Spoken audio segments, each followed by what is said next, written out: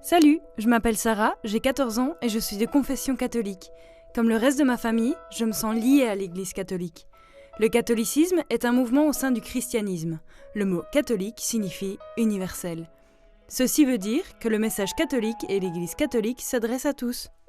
Comme les autres chrétiens, les catholiques parlent de Dieu en 3 exemplaires. Dieu le Père, Jésus le Fils et le Saint-Esprit. Nous appelons cela la Sainte Trinité.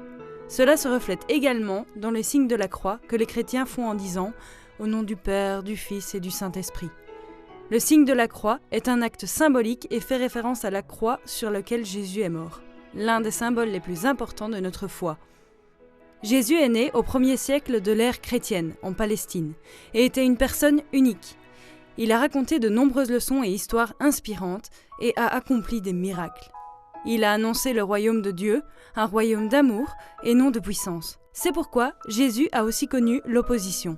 Il est finalement mort sur la croix pour les péchés de tous les peuples. Cependant, en tant que Fils de Dieu, il est ressuscité d'entre les morts. Sa mort et sa résurrection ont révélé l'amour de Dieu et ont marqué le début du christianisme.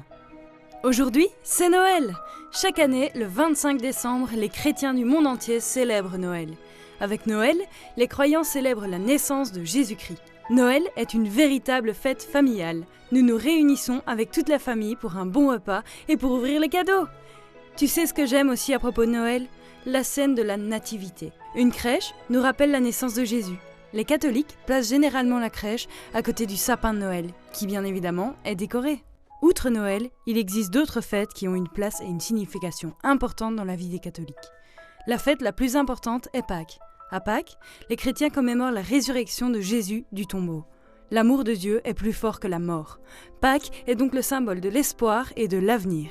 La souffrance, la mort et la résurrection de Jésus-Christ constituent le cœur de la foi chrétienne. Pâques est une joyeuse fête familiale où les chrétiens, par exemple, vont chercher des œufs de Pâques en chocolat ou décorent eux-mêmes les œufs. Lors des fêtes comme Noël et Pâques, les catholiques se rendent à l'église, le lieu de prière des chrétiens. À chaque célébration, nous lisons quelques passages de la Bible. Les croyants puisent beaucoup de force dans la Bible. À chaque célébration de l'Église, les catholiques reçoivent le sacrement de l'Eucharistie.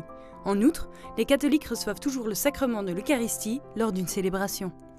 Un sacrement est un rituel de l'Église catholique, dans lequel Dieu et l'homme se rencontrent. La tradition catholique compte 7 sacrements, qui interviennent à des moments de transition importante de la vie. On reçoit le sacrement de l'Eucharistie pour la première fois lors de sa première communion. J'avais 7 ans à l'époque. L'Eucharistie nous rappelle la dernière scène. C'est le dernier repas que Jésus a partagé avec ses apôtres. Jésus a demandé à ses disciples de continuer à répéter les repas. C'est pourquoi la communauté ecclésiale se réunit depuis le début pour célébrer l'Eucharistie. En plus du sacrement de l'Eucharistie, il existe 6 autres sacrements qui jouent un rôle important dans la vie des catholiques. Le premier sacrement est le baptême. Mes parents ont choisi de me faire baptiser quand j'étais bébé. Le baptême est un sacrement d'initiation par lequel les personnes sont acceptées dans l'Église catholique. De l'eau est versée sur la tête de la personne baptisée, qui se voit également attribuer un parrain et une marraine. Les enfants comme les adultes peuvent être baptisés pour devenir membres de l'Église catholique. Un catholique croit que le baptême est le début d'une nouvelle vie dans le Christ. Quand j'avais 12 ans, j'ai reçu le sacrement de confirmation. Il s'agit également d'un sacrement d'initiation, comme le baptême. Le confirmant est oint du Saint-Esprit. C'est la confirmation du baptême et de l'union avec Dieu et la communauté ecclésiale. Vous dites alors à tout le monde « Je veux être catholique ». Plus tard, je voudrais aussi me marier à l'église. Le sacrement du mariage ne relie pas seulement 2 chrétiens l'un à l'autre, mais aussi à Dieu et à la communauté ecclésiale. Certains catholiques sont appelés à la prêtrise ou à la vie religieuse communautaire. Ils reçoivent le sacrement de l'ordination et ils se mettent consciemment au service de Dieu et de la communauté ecclésiale. Les femmes peuvent également servir l'Église, en tant que religieuses dans les congrégations ou en tant que laïques, autant dans le cadre du mariage qu'en dehors. Mon grand-père est décédé l'année dernière.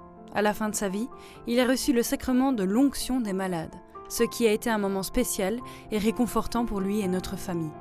L'onction des malades est administrée aux malades et aux mourants. Le malade ou le mourant expérimente ou ressent que Dieu est affectueusement près de lui. Le dernier sacrement dont je veux vous parler est le sacrement de pénitence et de réconciliation. Ce sacrement permet aux catholiques de confesser leurs péchés à un prêtre. Nos péchés, notre colère et notre impuissance sont confiés à Dieu, qui nous accorde alors le pardon et la réconciliation si nous sommes prêts à renouveler notre vie. Être catholique a des implications morales. Respecter la dignité de la personne humaine, assumer la responsabilité de la communauté, de toute la création. Dans la vie quotidienne des catholiques, la vénération des saints joue un rôle important. Les saints sont des exemples d'une vie chrétienne qui inspire.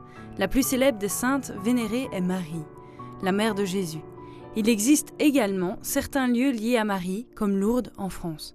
Les gens font souvent des pèlerinages. Un pèlerinage est un voyage ou un déplacement d'un croyant vers un lieu de pèlerinage.